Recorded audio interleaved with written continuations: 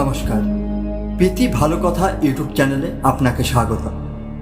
গত ভিডিওতে আমরা শ্রীমদ্ ভগবদ গীতার প্রথম অধ্যায় অর্জুন বিষাদ যোগ উপস্থাপন করেছিলাম। আজকের ভিডিওতে আমরা গীতার দ্বিতীয় অধ্যায় শঙ্খযোগ সম্পূর্ণ বাংলায় প্রদান করছি। এই অধ্যায়ে শ্রীকৃষ্ণ আত্মার প্রকৃতি, কর্মের সত্তা এবং যোগের গুরুত্ব সম্পর্কে বিস্তারিত আলোচনা করেন। পুরো ভিডিওটি না কেটে দেখুন এবং শ্রীকৃষ্ণের মহাজ্ঞান থেকে জীবনের শিক্ষাগুলি গ্রহণ করুন। আপনি যদি এখনো প্রথম অধ্যায়ের ভিডিওটি না দেখে থাকেন, নিচের ডিসক্রিপশনের লিঙ্ক দেওয়া আছে, লিঙ্কে ক্লিক করে দেখতে পারেন। দ্বিতীয় অধ্যায়কে ভগবদ গীতার মূল ভিত্তি হিসেবে বিবেচনা করা হয়, কারণ এখানে শ্রীকৃষ্ণ অর্জুনকে বেদনার্ত অবস্থা থেকে উত্তরণের জন্য উপদেশ দেন এবং জীবনের গভীর দর্শন ও আত্মার প্রকৃতি সম্পর্কে আলোচনা করেন। চলুন শুরু করি গীতার দ্বিতীয় অধ্যায়। সঞ্জয় বলেন, এমন অবস্থায় কৃপায় পূর্ণ এবং অশ্রুতে সিক্ত চোখ নিয়ে বিবাদে নিমজ্জিত অর্জুনকে মধুসূদন এই বাক্যসমূহ বললেন। এখানে সঞ্জয় অর্জুনের মানসিক অবস্থার বর্ণনা দিয়েছেন। অর্জুনের মনের ভেতর তার প্রিয়জনদের প্রতি অতি মমতা এবং করুণা জন্মেছে, যা তাকে যুদ্ধের জন্য মানসিকভাবে দুর্বল করে দিয়েছে। তার চোখ অশ্রুতে পূর্ণ এবং তিনি দ্বিধার মধ্যে নিমজ্জিত। এই সময় শ্রীকৃষ্ণ তাকে দায়িত্বের দিকে মনোনিবেশ করানোর জন্য কথা বলেন। শ্রীকৃষ্ণ বলেন, হে অর্জুন, এই দুর্বলতা তোমার মধ্যে কিভাবে এলো, যা কঠিন মুহূর্তে তোমার মনে জাগ্রত হয়েছে? এটি অনার্যদের অমর্যাদাপূর্ণ পথে চলে, স্বর্গপ্রাপ্তিযোগ্য নয় এবং তোমার জন্য লজ্জাজনক। এই শ্লোকে শ্রীকৃষ্ণ অর্জুনকে জাগ্রত করার চেষ্টা করেছেন। তিনি অর্জুনকে বলেছেন যে তার মতো একজন মহান যোদ্ধার পক্ষে এই দুর্বলতা অযৌক্তিক এবং অযোগ্য। এটি তাকে তার কর্তব্য থেকে বিরত রাখছে এবং এমন আচরণ তার জন্য উপযুক্ত নয়।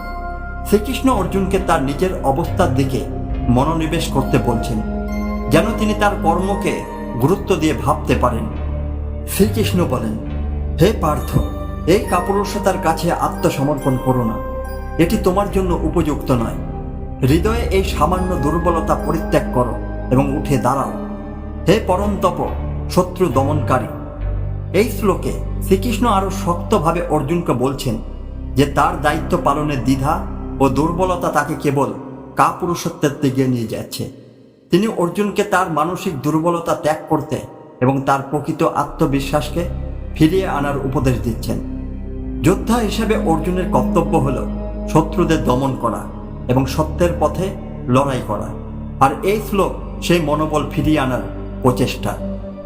অর্জুন বলেন, হে মধুসূদন, আমি ভীষ্ম ও দ্রোণাচার্যের মতো সম্মানীয় গুরুদের বিরুদ্ধে কিভাবে যুদ্ধ করব?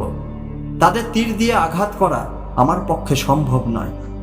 অর্জুন এখানে তার গুরু এবং পিতামহ ভীষ্ম ও দ্রোণাচার্যের প্রতি গভীর শ্রদ্ধা ও ভালোবাসার কথা প্রকাশ করছেন। তিনি তাদের বিরুদ্ধে যুদ্ধ করতে দ্বিধান্বিত, কারণ তারা তার কাছে অত্যন্ত সম্মানীয় এবং শ্রদ্ধেয়। অর্জুন তার কর্তব্য এবং সম্পর্কের মধ্যে এক গভীর বিরোধ অনুভব করছেন, যা তাকে মানসিকভাবে বিপর্যস্ত করছে। অর্জুন বলেন, এমন মহানুভব গুরুদের হত্যা না করে ভিক্ষা করে জীবনযাপন করাই শ্রেয়, কারণ তাদের হত্যা করে যে সম্পদ ও ভোগ বস্তু আমরা লাভ করব তা রক্ত মাখা হবে।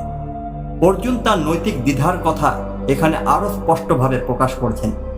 তিনি বলেন, গুরুদের হত্যা করে অর্জিত কোনো সম্পদ বা ঐশ্বর্যকে তিনি গ্রহণ করতে পারবেন না, কারণ সে সমস্ত রক্ত মাখা হবে। অর্জুন মনে করছেন এমন বিজয় কোনো কল্যাণকর হবে না, বরং তাকে পাপের দিকে নিয়ে যাবে। এই শ্লোকগুলো অর্জুনের মানসিক দ্বিধা ও দুর্বলতা এবং শ্রীকৃষ্ণের উপদেশের শুরু বোঝাতে সাহায্য করে। অর্জুন একদিকে তার গুরু এবং আত্মীয় স্বজনদের প্রতি শ্রদ্ধা ও মমতার কারণে যুদ্ধ করতে দ্বিধাগ্রস্ত, অন্যদিকে শ্রীকৃষ্ণ তার যোদ্ধা ও রাজধর্মের প্রতি সৎ থাকার নির্দেশনা দিচ্ছেন। অর্জুন বলেন, আমরা জানি না আমাদের পক্ষে কোনটি শ্রেয়, আমরা তাদের জয় করব না তারা আমাদের জয় করবে। যাদেরকে হত্যা করে বাঁচতে চাই না, তারাই আমাদের সামনে দাঁড়িয়ে আছে। অর্জুনের এই শ্লোক তার দ্বিধা ও সংশয়কে প্রকাশ করে। তিনি মনে করেন যে যুদ্ধের ফলাফল যাই হোক না কেন, তা একদিকে আত্মীয় স্বজনের মৃত্যু আর অন্যদিকে নিজের জীবনের সংকট। তিনি এই যুদ্ধের নৈতিকতা নিয়ে প্রশ্ন তোলেন এবং বুঝতে পারছেন না কোন সিদ্ধান্ত নেওয়া উচিত। অর্জুন বলেন, আমার স্বভাব দুর্বলতায় আক্রান্ত হয়েছে এবং আমি ধর্ম সম্পর্কে বিভ্রান্ত হয়েছি। আমি আপনার শরণাপন্ন হচ্ছি, আমাকে যা কল্যাণকর তা আপনি নির্দিষ্ট করে বলুন। আমি আপনার শিষ্য, আপনি আমাকে শিখিয়ে দিন। এই শ্লোকে অর্জুন তার মনস্তাত্ত্বিক দুর্বলতা স্বীকার করেছেন এবং শ্রীকৃষ্ণকে গুরু হিসাবে মেনে নিয়েছেন। তিনি শ্রীকৃষ্ণের কাছে শরণাপন্ন হয়ে নির্দেশ চান যেন তিনি তার জন্য সঠিক পথ দেখাতে পারেন। এটি একটি গুরুত্বপূর্ণ মুহূর্ত, কারণ এখান থেকেই শ্রীকৃষ্ণ তার উপদেশ দিতে শুরু করেন।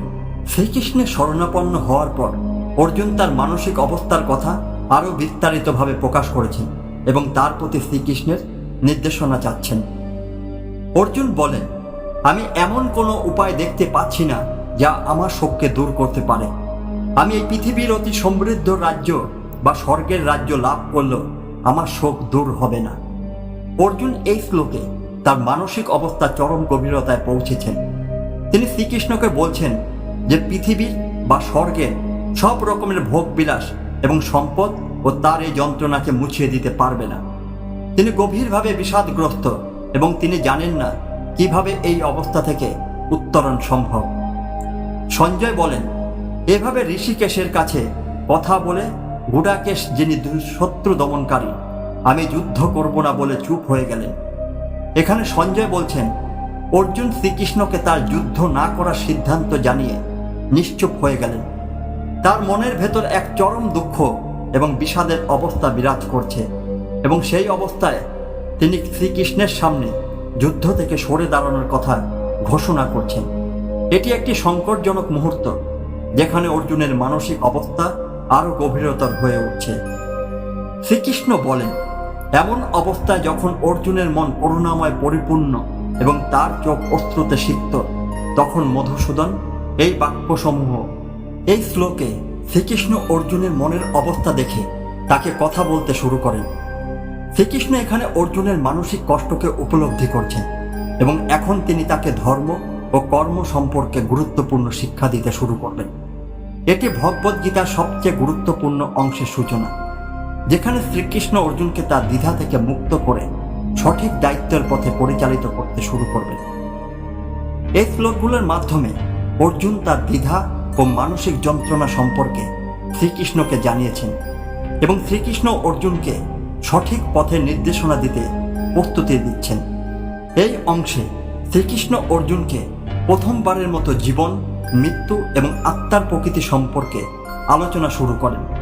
তিনি অর্জুনকে তার দ্বিধা ও মানসিক কষ্ট থেকে মুক্তি পেতে সাহায্য করেন।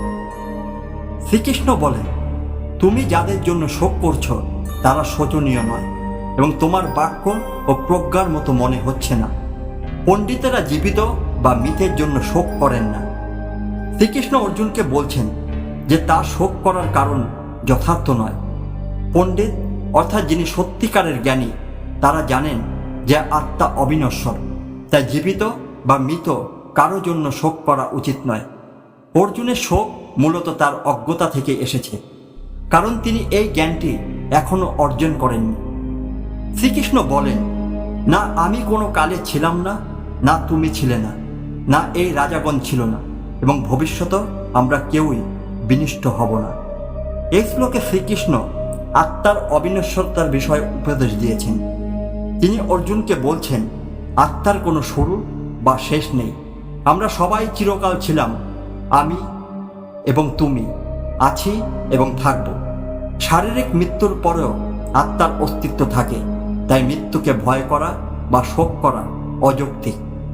শ্রীকৃষ্ণ বলেন, যেমন দেহধারী আত্মা এই শরীরে শিশুকাল, কৈশোর এবং বার্ধক্য অতিক্রম করে, তেমনি মৃত্যুর পর এক দেহ থেকে অন্য দেহে প্রবেশ করে। জ্ঞানী ব্যক্তি এ বিষয়ে মোহগ্রস্ত হন না। শ্রীকৃষ্ণ এখানে আত্মার স্থানান্তর সম্পর্কে ব্যাখ্যা দিচ্ছেন। তিনি বলছেন, যেমন একটি দেহের মধ্যে বিভিন্ন পর্যায়ে পরিবর্তন ঘটে, তেমনি মৃত্যুর পরে আত্মা আরেকটি নতুন দেহ গ্রহণ করে। জ্ঞানী ব্যক্তি এটি জানেন এবং এই পরিবর্তন সম্পর্কে বিভ্রান্ত হন না।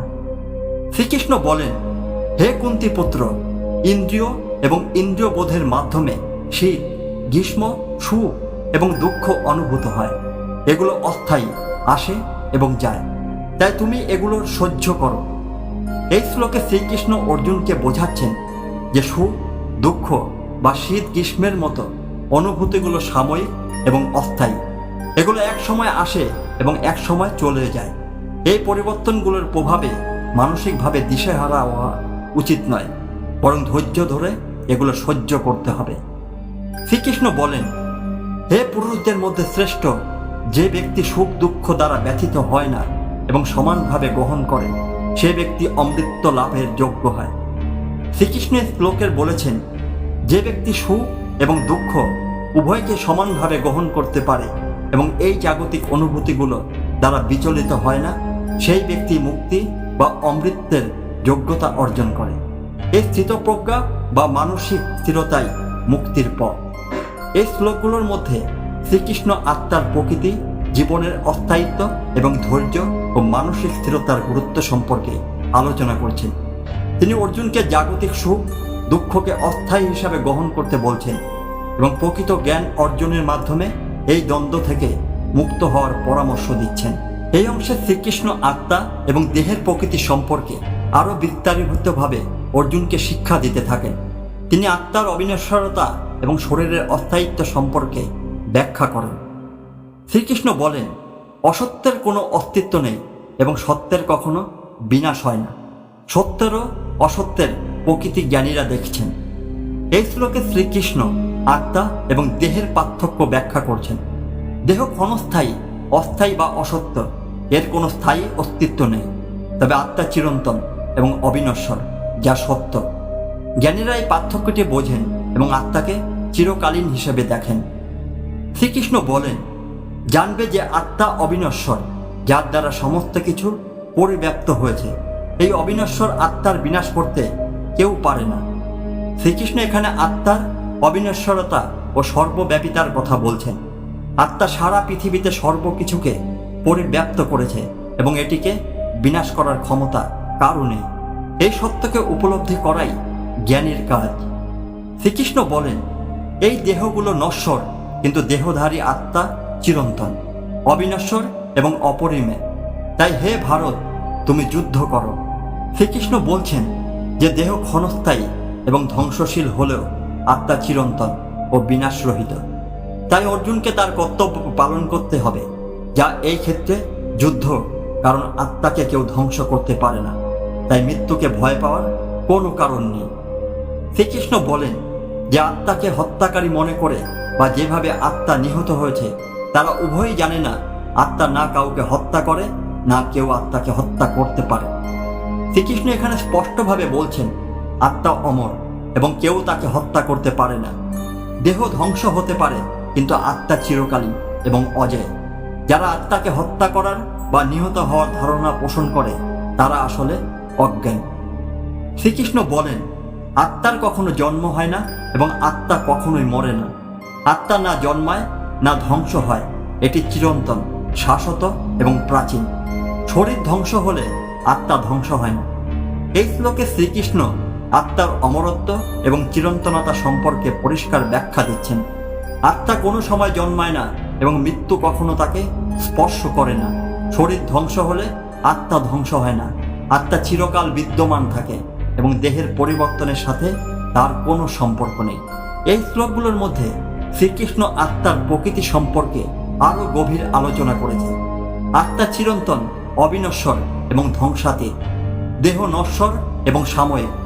অর্জুনকে এই জ্ঞান দিয়ে শ্রীকৃষ্ণ যুদ্ধের নৈতিকতা বোঝাচ্ছেন, কারণ আত্মাকে কেউ হত্যা করতে পারে না। এই অংশে শ্রীকৃষ্ণ আত্মার প্রকৃতি সম্পর্কে আরও গভীরভাবে অর্জুনকে শিক্ষা দেন। আত্মার অমরত্ব এবং দেহের ক্ষণস্থায়ী প্রকৃতি তুলে ধরেন।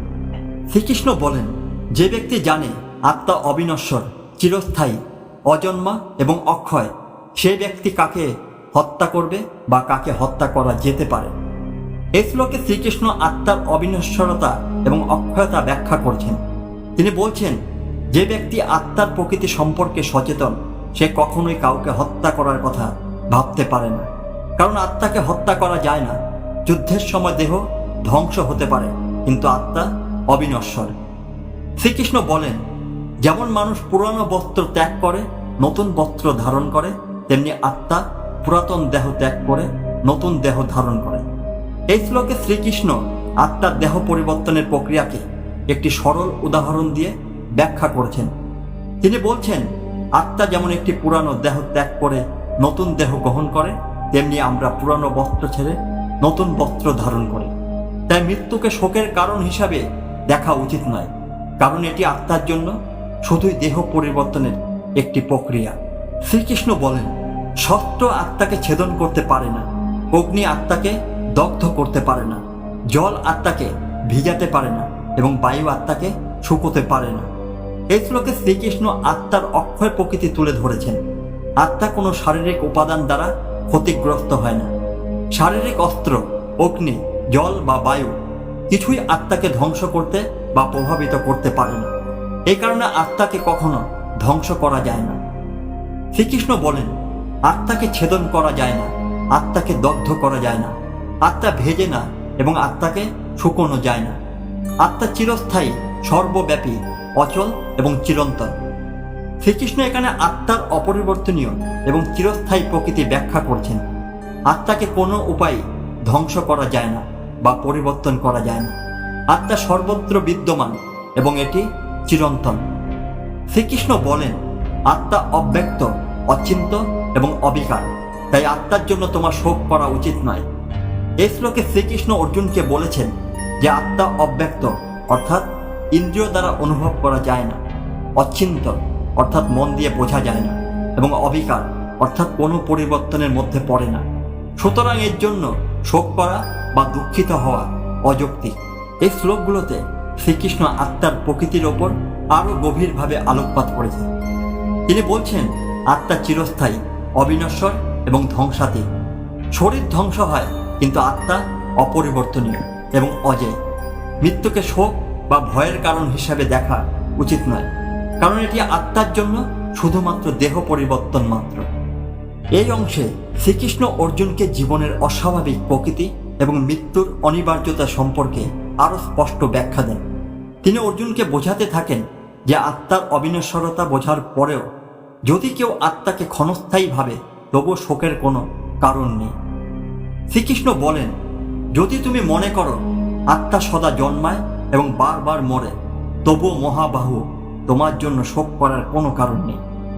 শ্রীকৃষ্ণ অর্জুনকে বলছেন যে যদি কেউ আত্মাকে নশ্বর মনে করেও থাকে, অর্থাৎ জন্ম এবং মৃত্যুর চক্রে আবদ্ধ বলে মনে করে, তবুও শোক করা উচিত নয়, কারণ জন্ম ও মৃত্যু জীবনের অঙ্গ এবং কেউ এই চক্র এড়াতে পারে না। শ্রীকৃষ্ণ বলেন, যার জন্ম হয়েছে তার মৃত্যু নিশ্চিত এবং যার মৃত্যু হয়েছে তার পুনর্জন্ম নিশ্চিত।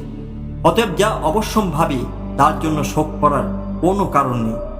শ্রীকৃষ্ণ অর্জুনকে বোঝাচ্ছেন যে জন্ম এবং মৃত্যু জীবনের অবিচ্ছেদ্য অংশ। যে ব্যক্তি জন্মগ্রহণ করেছে সে অবশ্যই একদিন মরবে এবং যিনি মারা গেছেন তিনি পুনরায় জন্মগ্রহণ করবেন। তাই মৃত্যুকে ভয় পাওয়া বা শোক করা সম্পূর্ণ অপ্রয়োজনীয়, কারণ এটি প্রাকৃতিক এবং অপরিহার্য। শ্রীকৃষ্ণ বলেন, সব প্রাণী অব্যক্ত থেকে শুরু হয়, ব্যক্ত অবস্থায় আসে এবং আবার অব্যক্ত হয়ে যায়। হে ভারত, এর মধ্যে শোকের কি আছে? এই শ্লোকে শ্রীকৃষ্ণ বলছেন, সব জীবনের শুরু অব্যক্ত বা অদৃশ্য অবস্থায় হয়, তারপর তারা ব্যক্ত বা দৃশ্যমান অবস্থায় আসে, জন্মগ্রহণ করে এবং মৃত্যুর পর আবার অব্যক্ত বা অদৃশ্য অবস্থায় চলে যায়। তাই এই স্বাভাবিক প্রক্রিয়া শোক করার কিছু নেই, কারণ এটি প্রকৃতির নিয়ম। শ্রীকৃষ্ণ বলেন, কেউ কেউ আত্মাকে আশ্চর্যের মতো দেখেন, কেউ কেউ আশ্চর্যের মতো বর্ণনা করেন এবং কেউ কেউ আত্মাকে আশ্চর্যের মতো শোনেন। তবে এমনও অনেকে আছেন যারা শুনেও আত্মাকে বুঝতে পারেন। শ্রীকৃষ্ণ এই শ্লোকে বলেছেন, আত্মা এমন এক দৃঢ় সত্য যা উপলব্ধি করা অত্যন্ত কঠিন।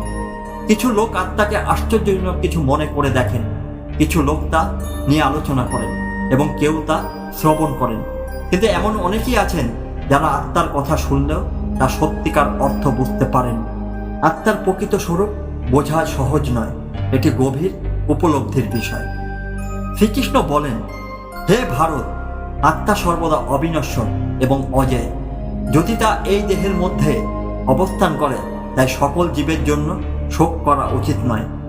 এই শ্লোকে শ্রীকৃষ্ণ শেষবারের মতো আত্মার অবিনশ্বরতা এবং অজেয়তার কথা উল্লেখ করেন। তিনি অর্জুনকে বলেন, যদিও আত্মা দেহের মধ্যে অবস্থান করে, কিন্তু আত্মা কখনো ধ্বংস হয় না। সুতরাং কারো মৃত্যুর জন্য বা এই যুদ্ধে শোক করার কোনো কারণ নেই। এই শ্লোকে শ্রীকৃষ্ণ আত্মার প্রকৃতি এবং জীবনের অস্থায়িত্বের বিষয়ে অর্জুনকে আরও গভীরতর শিক্ষা দিয়েছেন। তিনি বারবার বলছেন যে আত্মা অবিনশ্বর এবং মৃত্যুকে ভয় করার বা শোক করার কিছু নেই। এমনকি যদি আত্মাকে কেউ নশ্বর হিসাবে মনে করে, তবুও শোক করা অনুচিত, কারণ জন্ম ও মৃত্যু প্রাকৃতিক প্রক্রিয়া।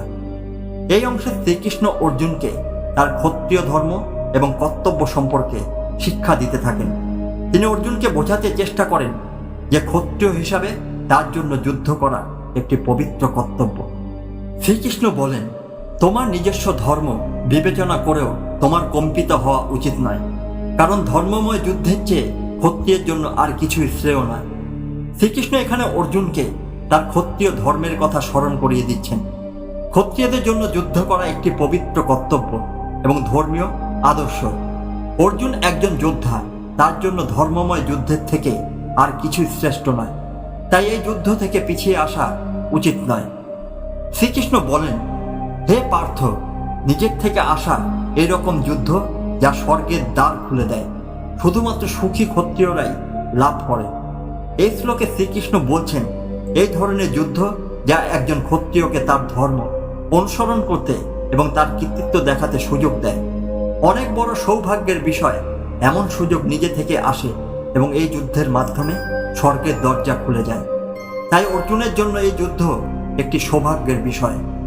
শ্রীকৃষ্ণ বলেন, তবে যদি তুমি এই ধর্মময় যুদ্ধ না করো, তাহলে তুমি স্বধর্ম এবং কীর্তি উভয়কে ত্যাগ করবে এবং পাপ অর্জন করবে।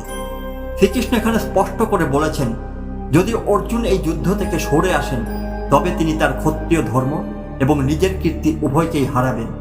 এতে তিনি পাপের ভাগী হবেন, কারণ তিনি তার ধর্ম পালন করেননি।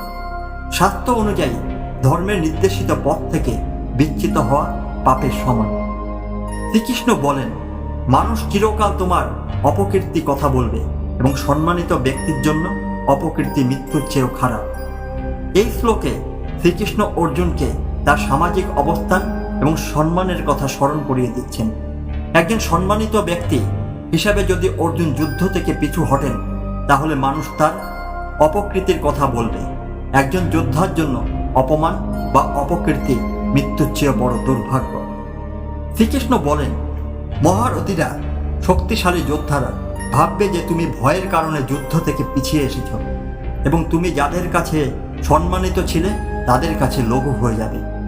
শ্রীকৃষ্ণ এই শ্লোকে অর্জুনকে জানাচ্ছেন যে যদি তিনি যুদ্ধ থেকে পিছু হটেন, তাহলে অন্যান্য মহারথী বা প্রধান যোদ্ধারা মনে করবে যে তিনি ভয়ের কারণে যুদ্ধ করেননি। এতদিন তারা তাকে সম্মান করত, কিন্তু যুদ্ধ না করার কারণে তাদের চোখে তার সম্মান কমে যাবে। এটাই যোদ্ধার জন্য চরম অপমান।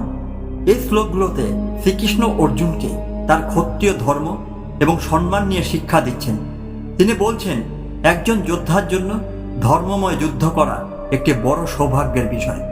যদি অর্জুন এই সুযোগ হাতছাড়া করেন, তাহলে তিনি পাপের ভাগী হবেন এবং তার সম্মান হারাবেন।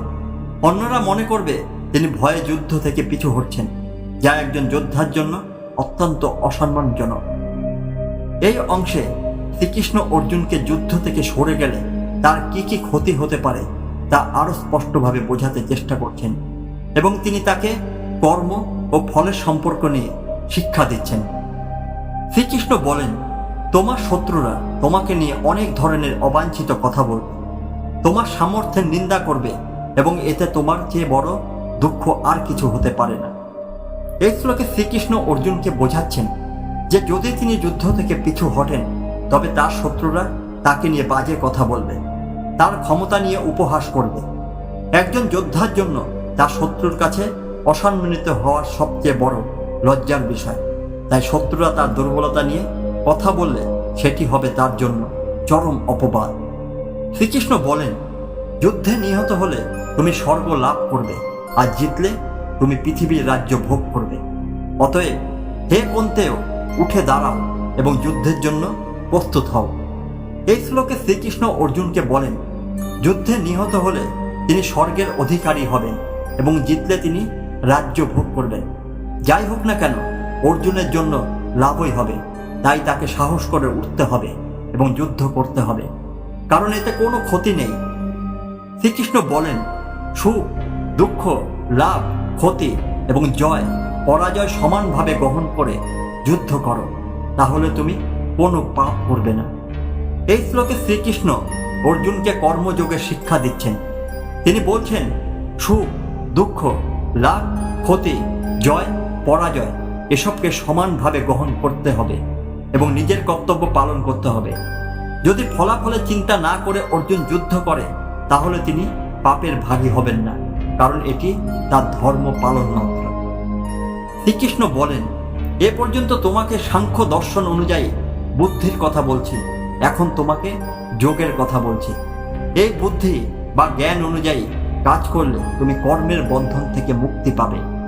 এই শ্লোকে শ্রীকৃষ্ণ অর্জুনকে বলছেন যে সাংখ্য দর্শন অনুযায়ী তিনি আত্মা সম্পর্কে যে জ্ঞান দিয়েছেন তা অর্জুন গ্রহণ করেছে। এখন তিনি অর্জুনের যোগের মাধ্যমে কর্মের শিক্ষা দেবেন। এই যোগের পথ অনুসরণ করলে অর্জুন কর্মের বন্ধন থেকে মুক্তি পাবেন এবং মুক্তি লাভ করবেন।